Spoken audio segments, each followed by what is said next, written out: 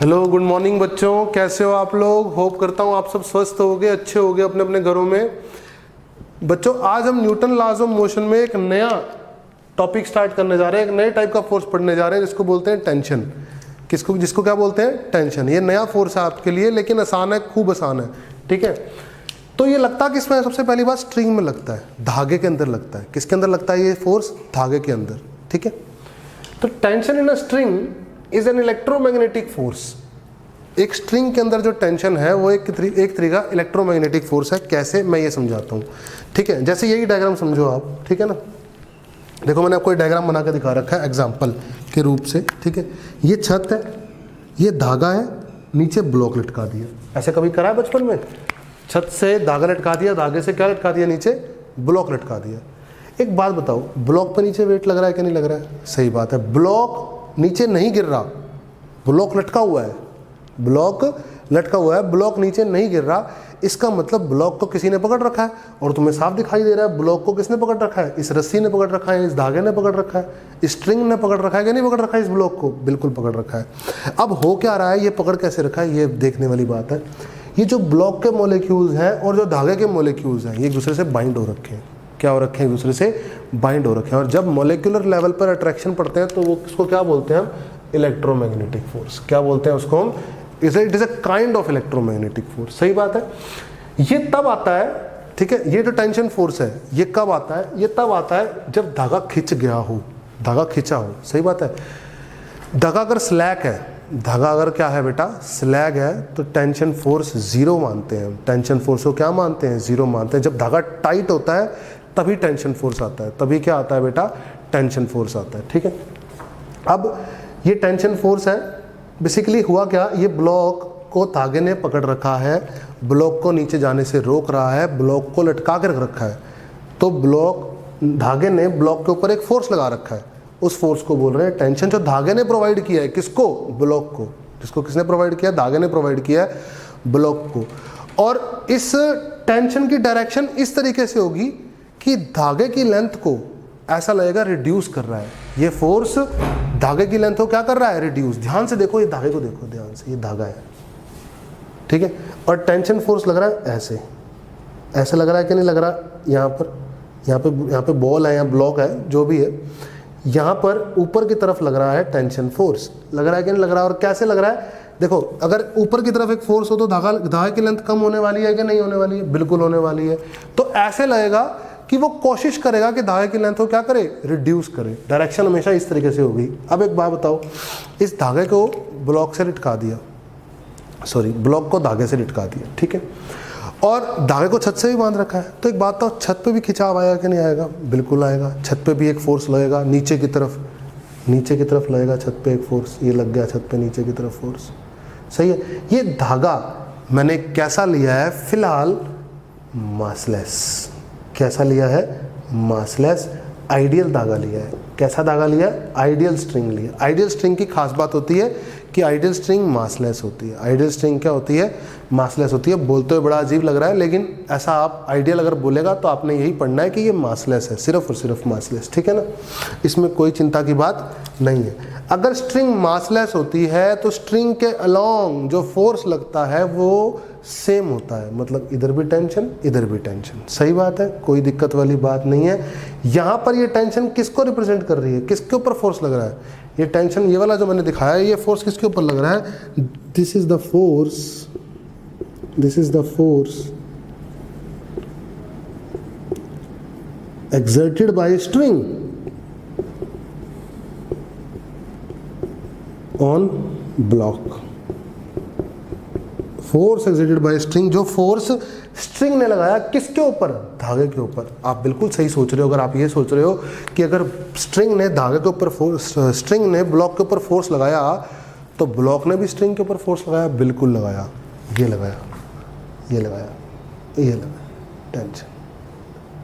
ये जो टेंशन मैंने बना के दिखाई है, ब्लू कलर वाली टेंशन, ये टेंशन क्या है? दिस इज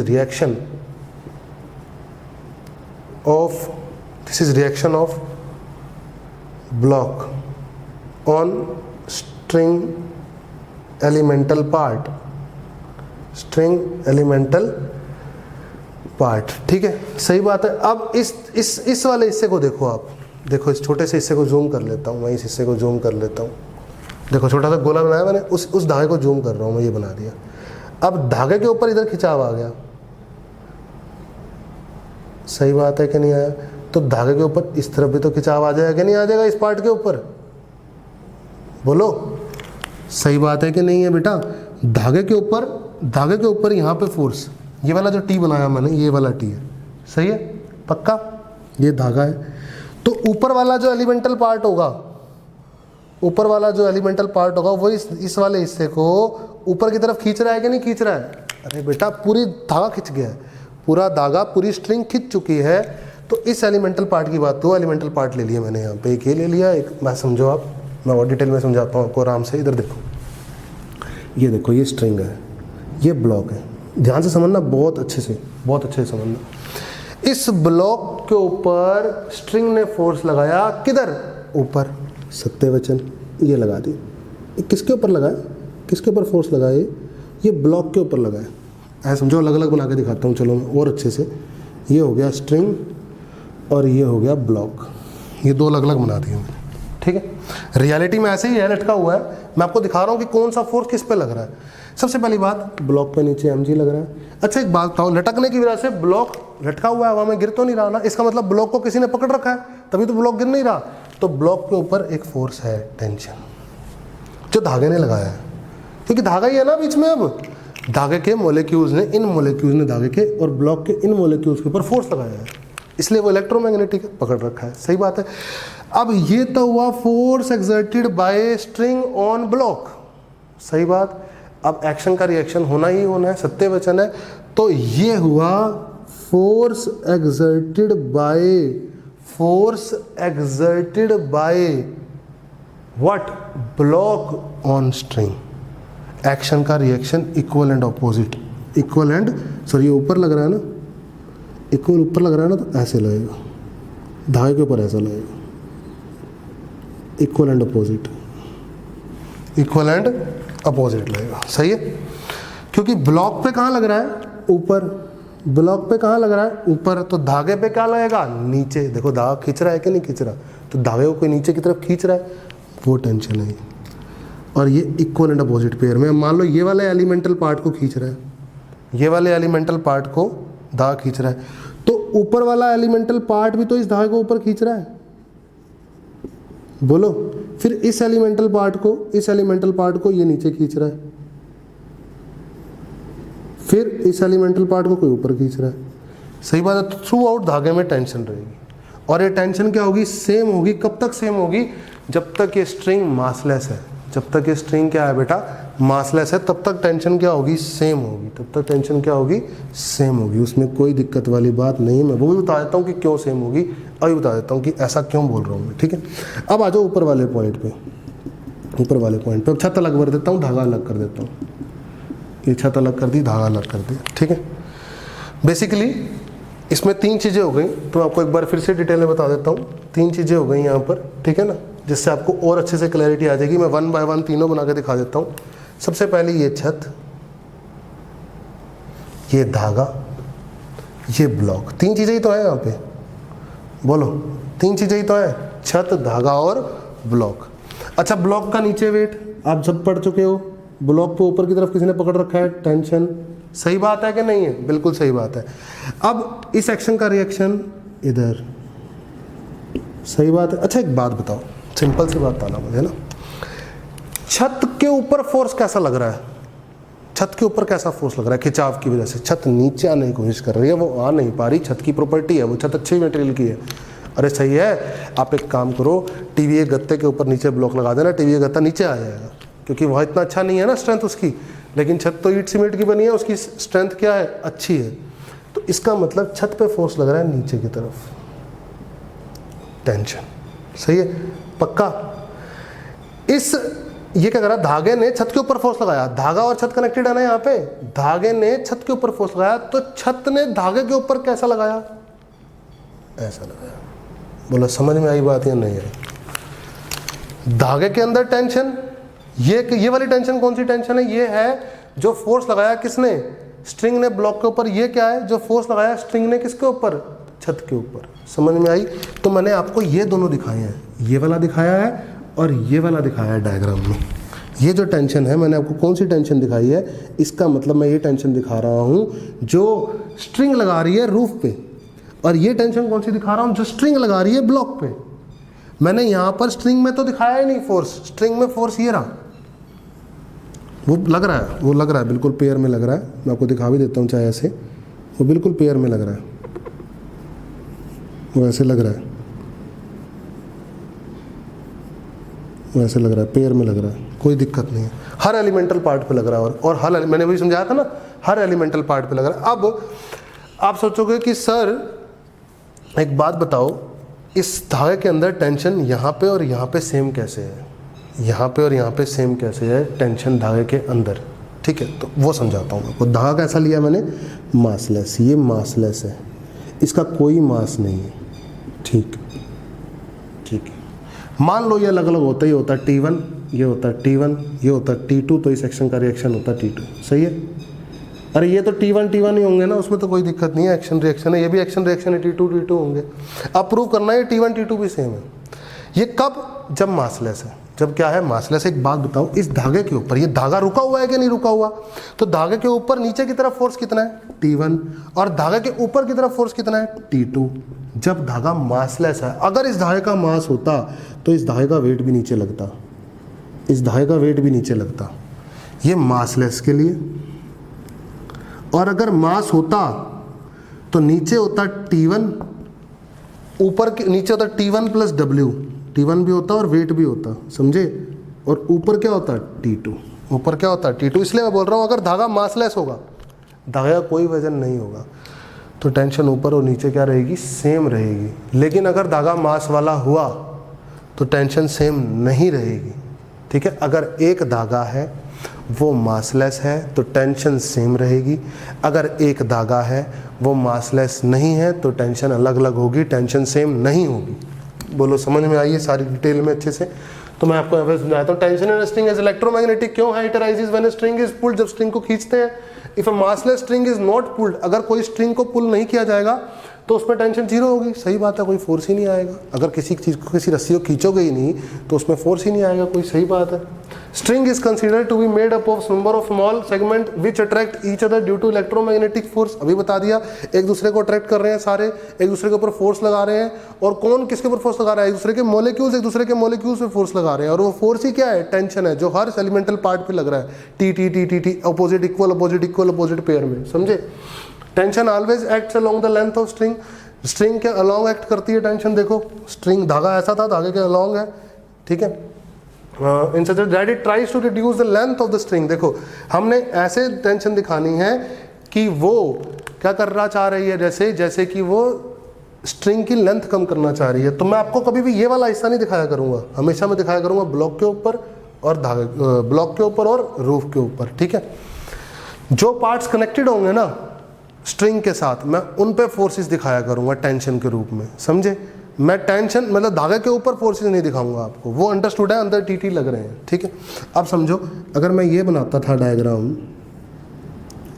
तो मैं जो दिखाना है मैंने वो कौन सा दिखाना है बताओ, छत पे और रूफ वाला, छत पे और ब्लॉक वाला। तो ब्लॉक पे लग रहा है ऊपर और छत पे लग रहा है नीचे। ये ऐसा टेंशन फोर्स लगेगा कि जैसे ये लेंथ को कम करना चाह रहा है। देखो अगर ये धागा है और इधर की तरफ एक फोर्स है, इधर की तरफ एक फोर्स है, तो ऐसा लग रहा है कि जैसे ये ट्राई कर रहा है, लेंथ को रिड्यूस कर रहा है, लेंथ को रिड्यूस कर रहा है। लेकिन ये बात बिल्कुल भी गलत, ये बात बिल्कुल भी सही नहीं है कि ये जो टेंशन फोर्स है ये किसके ऊपर है, स्ट्रिंग के ऊपर। स्ट्रिंग के ऊपर तो ये वाला है, ये टी है, समझे।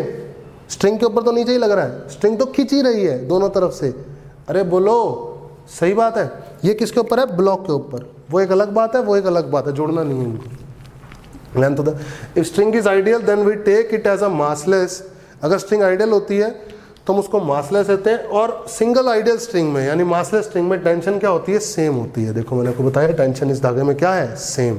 टेंशन इस धागे में क्या है बेटा, सेम, अलग अलग नहीं है। जैसे एग्जांपल के लिए मैं आपको और समझा देता हूँ, ठीक है। एग्जांपल की मैं आपको और समझाता हूँ इस बात को कि अगर, देखो आपको क्लियर हो जाएंगी अब दो तीन बातें अच्छे से, ठीक है।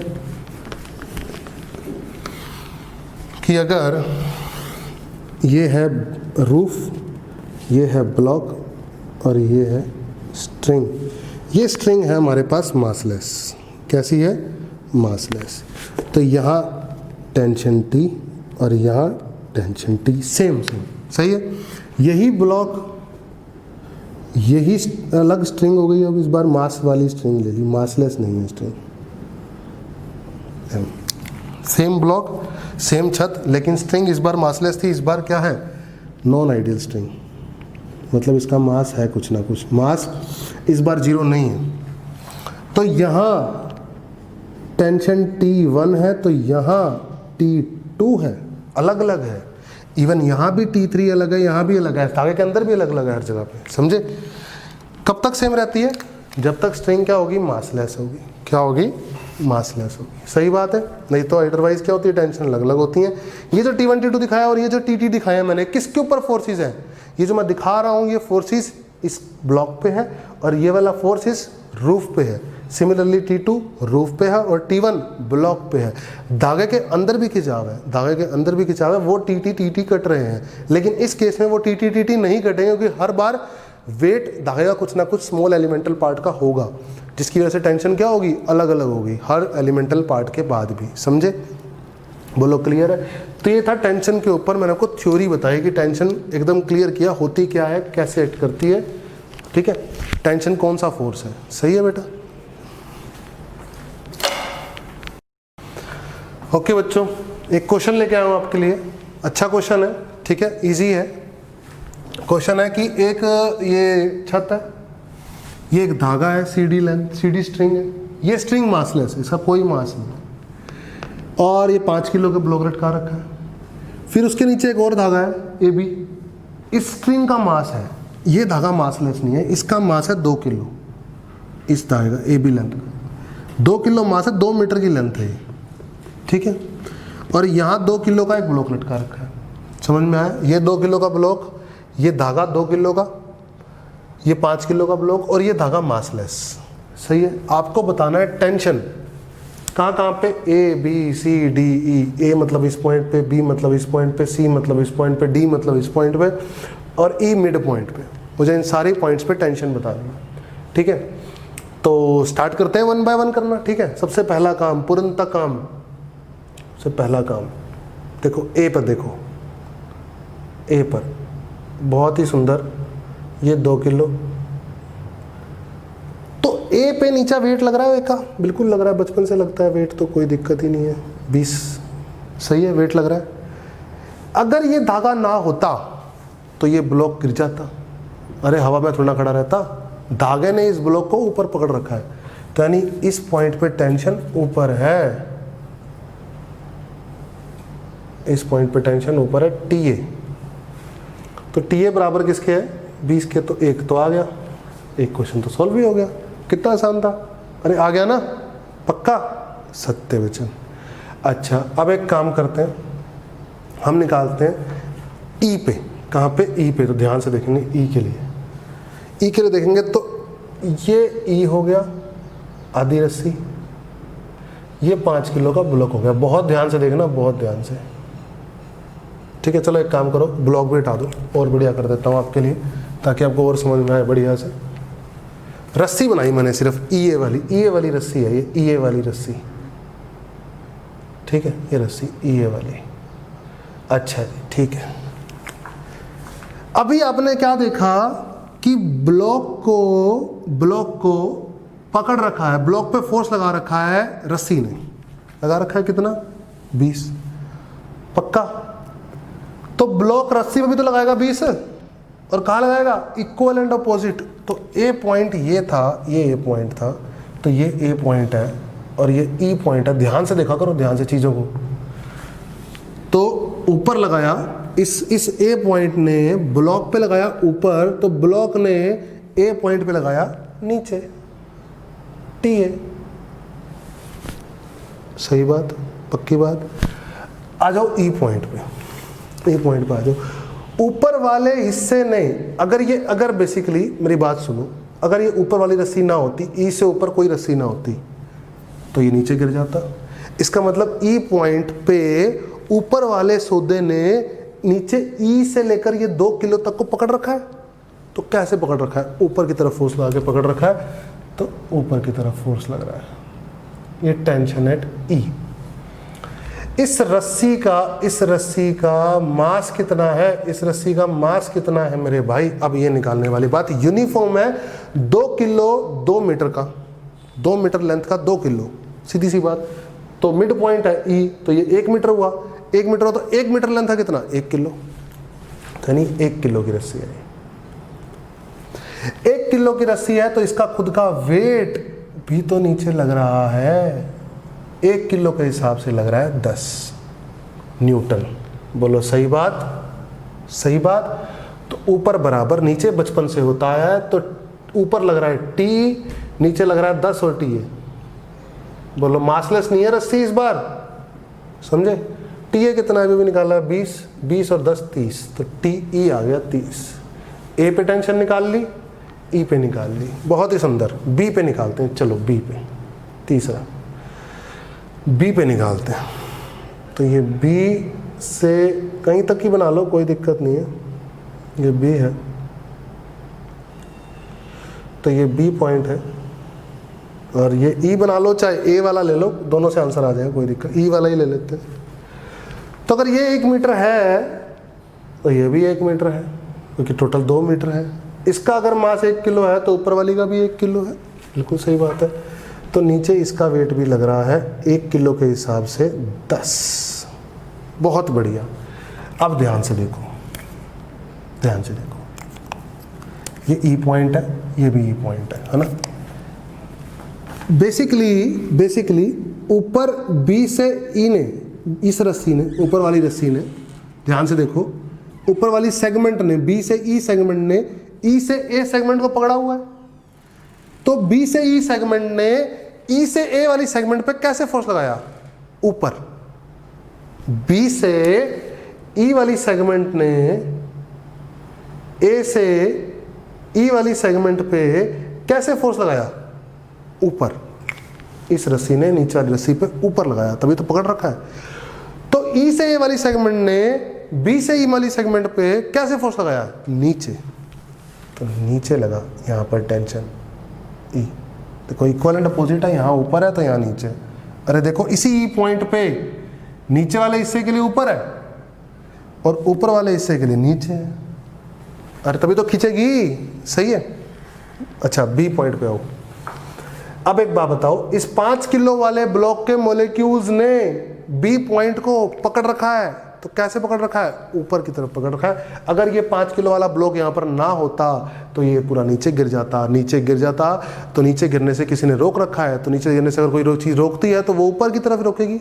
अरे तभी तो रुकेगा, ठीक है। तो बी, दैट्स इट। तो ऊपर टी बी, नीचे टी और 10।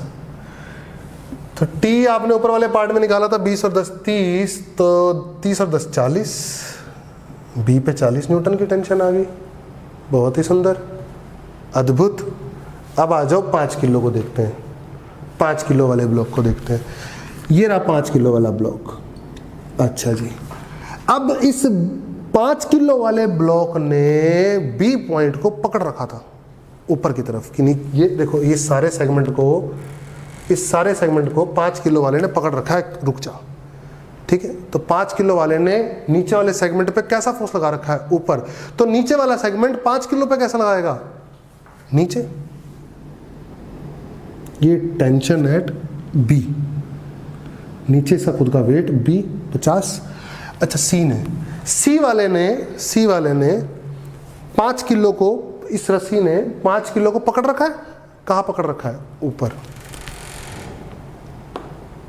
बराबर करो T C, T B plus 50। अब अभी टी बी निकाला है 50 और 40 90, तो सी पे फोर्स आ गया 90। अब बचा डी, तो जो सी पे है वही डी पे है। क्यों? क्योंकि मासलेस है इस बार। अरे यहाँ ए और बी पे सेम क्यों नहीं था? क्योंकि मास था। जब तक स्ट्रिंग मासलेस होती है और एक होती है तब तक उस पे टेंशन क्या रहती है? सेम रहती है। तो वही डी पर मैंने बता दिया है। तो होप करता हूँ सभी को अच्छे समझ में आया होगा ये क्वेश्चन इंपॉर्टेंट है, आपको इस क्वेश्चन से कॉन्सेप्ट्स क्लियर होंगे, पता होना चाहिए ये क्वेश्चन, टेंशन की थ्योरी के अंदर बेसिकली ये क्वेश्चन है, ये समझो आप। ओके बच्चों, अब मैं आपको आपके लिए एक टेंशन के ऊपर एक न्यूमेरिकल लेके आया हूँ, ध्यान से देखेंगे सभी बच्चे। ये सिस्टम इक्विलिब्रियम में है। सिस्टम में क्या क्या है बेटा, यहाँ ये कुछ भी नहीं है, ये कील लगा रखा है, ठीक है ना, ये एक धागा है, ये एक धागा है और ये एक धागा है। इस धागे से यहाँ एक ब्लॉक लटका हुआ है, बॉल लटकी हुई है, बॉल लटकी हुई है स्मॉल एम मास की, और यहाँ पे एक और बॉल लटकी हुई है बेटा, इसका मास है कैपिटल एम। ये बॉल फिर ऊपर एक धागे से बंधी हुई है और ये धागा जो है हॉरिजॉन्टल से थीटा एंगल बना रहा है, ठीक है। तो आपको प्रूव करना है कि tan थीटा 1 + 2m/m है अगर ये सिस्टम इक्विलिब्रियम में है। किस में है? इक्विलिब्रियम में, ठीक है। तो हमें 1 बाय 1 पढ़ना होगा, सारे फोर्सेस कौन कौन से लग रहे हैं, कहाँ कहाँ लग रहे हैं, ठीक है। चलो स्टार्ट करते हैं। सबसे पहले इसका वेट नीचे mg, बहुत ध्यान सुनेंगे, इसका वेट नीचे mg, सब जानते हैं। यहाँ तक तो सभी बच्चे बना लेंगे मेरे ख्याल से, कोई बच्चा ऐसा नहीं है जो यहाँ तक नहीं बना पाएगा, सही है बेटा। ये अलग धागा, ये अलग धागा, ये अलग धागा, ये अलग धागा, चारों धागों में अलग अलग टेंशन। चलो इसमें मान लो ऐसे T1, तो इसमें ऐसे T1, इधर इसमें ऐसे T2, तो इसमें इधर ऐसे T2, इसमें इधर ऐसे T3, एरो ध्यान से देखना, इधर T3, इसमें इधर T4, हमेशा धागे के अलॉन्ग लगनी है टेंशन, इधर T4। बोलो बना लोगे, सभी बच्चे बना लेंगे ये T1 T1 T2 T2 T3 T3 T4 T4। ये T1 जो फोर्स लग रहा है धागे की वजह से, ये इस ब्लॉक पे बॉल पे लग रहा है ऊपर की तरफ, धागा खिंच गया उस वजह से इस कील पे नीचे की तरफ फोर्स लग रहा है। धागा इधर से खिंच गया, इस कील पे इधर की तरफ फोर्स लग रहा है। ये धागा, ये कील जो है इस धागे की तरफ खिंच गया तो इस तरफ फोर्स लग रहा है। इस वाली जो सपोर्ट है उस पे इधर की फोर्स लग रहा है, धागा खिंचा हुआ है। इस बॉल पे इस धागे की वजह से इधर की तरफ फोर्स लग रहा है। फीलिंग आ रही है पूरी। इस बॉल पे ये धागा है, ये बॉल पे, अब सोच के देखो, ये धागा ना होता तो ये नीचे लटक जाती बॉल, इसका मतलब इस धागे ने इस बॉल को पकड़ रखा है ऊपर ऐसे एंगल। फिर इस सपोर्ट पे नीचे की तरफ फोर्स लग रहा है, सब में अलग अलग, क्योंकि सारे धागे अलग अलग हैं लेकिन एक धागे में सेम है, बिल्कुल सेम है। T1 T1, इधर भी T2 T2, इधर भी T3 T3, इधर भी T4 T4, क्योंकि सारे धागे मासलेस हैं। कैसे हैं? मासलेस। लेकिन धागे अलग अलग हैं तो अलग अलग टेंशन, हर धागे में अलग अलग। बेसिकली इस अपने धागे में तो अपने में T1 T1 ही रहेगी, अपने धागे में T2 T2 ही रहेगी, अपने धागे में T3 T3 रहेगी, अपने धागे में T4 T4 रहेगी, समझे। लेकिन चार अलग अलग धागे हैं, अलग अलग ओरिएंटेशन है, तो अलग अलग धागों में अलग अलग टेंशन हो, सही। अब हम करते हैं 1 बाय 1 सब स्टार्ट। सबसे पहले इक्विलिब्रियम में है तो ये कील इक्विलिब्रियम में है, ये बॉल इक्विलिब्रियम में है और ये बड़ी बॉल इक्विलिब्रियम में है। तो तीन चीज़ें मेरे पास। सबसे पहले मैं करता हूँ छोटी बॉल को। छोटी बॉल पे देखो, छोटी बॉल पे ये M, नीचे क्या लग रहा है? mg, ऊपर क्या लग रहा है? T1। बहुत सुंदर, काम खत्म हो गया। तो ऊपर बराबर नीचे T1 बराबर mg, पहला काम खत्म। बहुत ही सिंपल था, बॉल के लिए पढ़ लिया, सही है, पक्का, सत्य वचन। चलो बड़ी बॉल देखें, बड़ी बॉल देखते हैं, छोटी बॉल, बड़ी बॉल। हाँ जी, बड़ी बॉल है ये, देखो ये बना ली बड़ी बॉल। बड़ी बॉल किससे कनेक्ट है? बड़ी बॉल कनेक्ट है, तो ये हॉरिजॉन्टल है, हॉरिजॉन्टल से इधर एक धागा लटक रहा है ऐसे। अरे बोलो, सही बोल रहा हूँ ना यार, ये हॉरिजॉन्टल है। और जो बड़ी बॉल है वो हॉरिजॉन्टल से थीटा एंगल बना रही है। एक तो ये, एक बड़ी बॉल धागा T3 वाला इधर, ये T3 वाला धागा कुछ इधर मान, इसको ऐसे मान लो ना, जैसे डायग्राम में दिखा रखा है, थोड़ा ऊपर की तरफ, ठीक है। और इसको ऐसे मान लो, ये बॉल है, सही है। ये एंगल कितना है? थीटा। नीचे की तरफ क्या लग रहा है? इसका वेट कितना? बड़ा mg। इस बॉल पे इधर T3 लग रहा है भाई, इधर T3 लग रहा है बॉल पे, ये लग रहा है T3। देखो लग रहा है कि नहीं लग रहा? बॉल पे देखो फोर्स लग रहा है, एक टेंशन T3। इस बॉल पे ऊपर लग रहा है T4, तो ये इधर ऐसे एंगल पे आए, थोड़ा सा ठीक बना देता हूँ मैं इसको, ऐसे एंगल पे आए, ये थीटा एंगल है, और इधर लग रहा है कुछ इधर ऐसे T4। बोलो सही है। बॉल पे 3 फोर्स लग रहे थे, तीनों दिखा दिए। बॉल पे लग रहा है T4, बॉल पे लग रहा है T3 और बॉल का वेट, 3 ही फोर्स लग रहे हैं बॉल पे, तीनों दिखा दिए। ठीक है, इसको ऐसे बना लो। सही है, पक्का। अच्छा एक बात और बता देता हूँ मैं आपको, लगे हाथों, हॉरिजॉन्टल है, ठीक है ना। ये 45, ये 90, तो भाई ये कितना 45, क्यों? क्योंकि एक ट्रायंगल का जोड़ 180 होता है, तो एक 90 है, एक 45 है, दूसरा 45 ही होगा। तो भाई ये 45 है, ये 45 है। सही है। चलो इसका इक्विलिब्रियम पढ़ते हैं एक्स और वाई में। एक्स में पढ़ते हैं, एक्स में। हाँ जी, T4 का इधर कौन आएगा थीटा के साथ? कोस। T4 का कोस थीटा, T4 का कोस थीटा। अच्छा जी, T3 का इधर आएगा T3 का कोस 45, तो इधर आएगा T3 का साइन 45। देखो मैं इधर बना भी देता हूँ, इधर आएगा T4 का कोस थीटा, तो ऊपर आएगा T4 का साइन थीटा। अरे बोलो, 2 कंपोनेंट तोड़ लिए, कोस थीटा और साइन थीटा। इधर T3 का आएगा T3 का कोस 45, तो इधर T3 का आएगा T3 का साइन 45। बोलो सही है ना। तो T4 कोस थीटा बराबर T3 साइन 45, दाएं बराबर बाएं, रख लो संभाल के, जरूरत पड़ेगी। वाई में करते हैं, वाई में। हाँ जी, वाई कितना ऊपर, क्या है वाई में? ऊपर है T4 का साइन थीटा, बहुत सुंदर। T4 का साइन थीटा, बहुत ही सुंदर। और नीचे क्या है? T3 का कोस 45 और वेट, T3 का कोस 45 और वेट भी है mg। रख लो संभाल के, जरूरत पड़ेगी। हमने छोटी बॉल का डायग्राम बना लिया, हमने बड़ी बॉल का बना लिया। इस कील का बना लेते हैं, कील है ना जो एक कील लटका रखा है, ठीक है ना। चलो, इसका कोई वेट नहीं है, कील का कुछ गिवन नहीं है हमें, तो हम ले भी नहीं रहे। ये कील ऐसे है, इधर T2, अच्छा जी,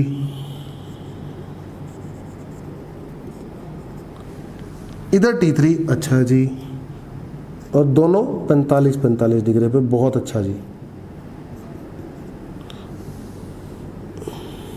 ये भी 45 डिग्री और ये भी 45 डिग्री। क्वेश्चन में गिवन है, मैं कुछ नहीं कर रहा। ये देखो, इस कील पे नीचे की तरफ T1, बोलो सही है, बहुत सुंदर।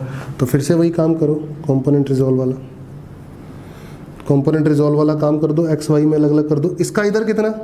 cos 45, इसका इधर कितना? cos 45। अच्छा, इसका इधर cos 45, तो इधर कितना? T3 का साइन 45। इस T2 का इधर cos 45, तो इस T2 का ऊपर कितना? T2 का साइन 45। बोलो समझ में आया? बहुत ही सिंपल। ऊपर बराबर नीचे, दाएं बराबर बाएं, तो करो दाएं बाएं बराबर। तो T3 cos 45 T2 cos 45 से बराबर होगा, तो T3 T2 बराबर आ जाएंगे। cos 45 कट जाएगा। T3 T2 बराबर आ गए, T3 T2 बराबर आ गए, तो T3 साइन 45 और T2 साइन 45, टोटल मिला के 2T2 साइन 45 हो गया। समझ में आ रहा होगा अच्छे से। और ये हो गया T1। बोलो, क्योंकि T3 T2 बराबर है ना, तो ये भी T2 साइन 45, ये भी T2 साइन 45, तो 2T2 साइन 45, तो 2T2 साइन 45 होता है 1/√2 बराबर T1, तो √2 T2 बराबर T1। इस इक्वेशन का भी इस्तेमाल करेंगे हम। तो अब कुल मिला के मैंने तीनों के डायग्राम खोल लिए, कील का, छोटी बॉल का, बड़ी बॉल का। सही है। अब मुझे मैनिपुलेशन करके पहुंचना है इस tan थीटा पे, मुझे ये वैल्यू निकालनी है, कि प्रूव करना है कि tan थीटा इसके बराबर है। मतलब मुझे सारी टेंशन वेंशन एलिमिनेट करनी है, कहीं टेंशन वेंशन रहनी नहीं चाहिए। तो ठीक है, टेंशन वैसे भी नहीं रहनी चाहिए इंसान के जीवन में। तो एक काम करो, इस y को इस x से डिवाइड करो। देखो मैं कुछ अच्छी अच्छी चीज़ें बताऊँगा, मज़ा आएगा आप लोगों को। y को x से डिवाइड करो तो आपको मिलेगा, जब y को x से डिवाइड करोगे तो T4 साइन थीटा, इधर मिलेगा T4 कोस थीटा। सही है। इधर मिलेगा T3 कोस 45 होता है √2, तो मैं लिख रहा हूँ T3/√2 प्लस mg, और नीचे T3 मिलेगा। बोलो समझ में आया इतना? बोलो समझ में आया इतना? कोई दिक्कत वाली बात नहीं है। T4 ने T4 को मार गिराया, साइन बाय कोस बन गया tan। कुछ नजर आने लगा? हाँ, कुछ नजर आने लगा, मजा आने लगा। अरे आने लगा। अब और सुनो, सही है ना ये? T3 साइन 45 ही है ना ये? सब कुछ सही है, कोई दिक्कत नहीं है। अब T3 बेसिकली कितना है? T3 है T2। T3 कितना है? T3 तो है T2, बहुत सुंदर। अब T3 T2 है और T3 है आपका T2 के बराबर, और T2 कितना है? T2 है T1/√2। T2 कितना है? T1/√2। तो उठा के डाल दो, तो कितना बनेगा ये? T3 है T2 के बराबर और T2 है T1/√2, तो ये बनेगा T1 और ये बनेगा √2 बन जाएगा 2, तो T1/2 plus capital mg is equal to, देखो ना यार, T3 T2 के बराबर और T2 कितना है? T1/√2। तो T1/√2 और √2 पहले से ये T1/2 नहीं बन जाएगा, और ये T3, और T3 फिर से किसके बराबर? वही T2 के बराबर। T2 किसके बराबर? T2 किसके बराबर? T1/√2 के, ठीक है ना? तो ये है आपका T3 साइन 45 है ना यहाँ पे, इसको क्यों बोल रहे हो? तो साइन 45 √2 भी तो है यहाँ पे। अबे यार ये T3 साइन 45 है ना यहाँ पे, साइन 45 1/√2 भी तो है, तो T3/√2 बन गया फिर से T1/2। बोलो समझ में आया ये? क्या किया मैंने? T3 को दोनों को T1 में कन्वर्ट कर लिया, क्योंकि T3 T2 बराबर थे, फिर T2 था T1/√2 और दोनों के साथ √2 डिवाइड में था, तो √2 2 बन गया, नीचे भी और ऊपर भी। सही है? तो जब खोला, अलग अलग खोला, तो tan थीटा T1/2 से T1/2 घट गया, 1 आ गया, बहुत सुंदर। और ये बन गया 2, इसको लग किया तो mg/T1/2, तो 2mg बन गया अपॉन T1 बन गया। सही है? यहाँ तक बन गया क्या नहीं बन गया? इस टर्म को ऐसे लिख सकते हो आप, बहुत सुंदर। T1 कहाँ है? T1 mg है, छोटू mg, तो T1 की जगह डाल दो छोटू mg, तो छोटू mg, g से g कट गया, देखो वही आ गया, tan theta 1 + 2 capital M upon small m, 1 + 2 capital M upon small m। सही है बेटा? कैसे करना है आपको अच्छे से समझ में आया होगा, कोई दिक्कत वाली बात नहीं है।